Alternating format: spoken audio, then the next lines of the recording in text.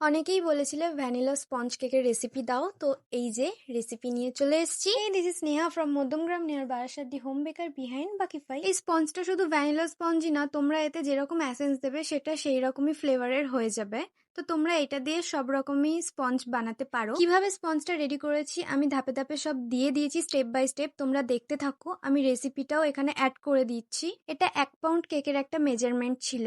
তোমরা স্পঞ্জে চাইলে ফুড কালারও অ্যাড করতে পারো। আমি ফুড কালার পছন্দ করি না, তাই আমি এই স্পঞ্জটাকে নর্মালি হোয়াইটই রাখি, দেখতেও খুব ভালো লাগে। আর ব্যাটারটা আমার এখানে একটু ঠিক লাগছিল, তাই এটা লিকুইড করার জন্য আমি এতে একটু মিল্ক দিয়ে দিয়েছিলাম। মিল্ক যদিও আমি অ্যাড করি না, বেসিক্যালি তুমি মেজারমেন্ট ঠিক রাখলে মিল্কের দরকার পড়ে না। যদিও মনে হয় বেশি ঠিক হয়ে গেছে, তার জন্য হালকা লিকুইড মিল্ক দিতে পারো। আমার আজকে একটু মিল্কের দরকার পড়েছিল, তাই আমি দিয়েছি। আর এই যে স্পঞ্জ রেডি, খুব সফট হয়েছিল, খেতেও খুব টেস্টি হয়েছিল। তো তোমরা এইভাবে ট্রাই করতে পারো, ট্রাই করলে আমাকে অবশ্যই জানাবে। আজকের মতো এইটুকুই, দেখা হবে নেক্সট ভিডিওতে। বাই।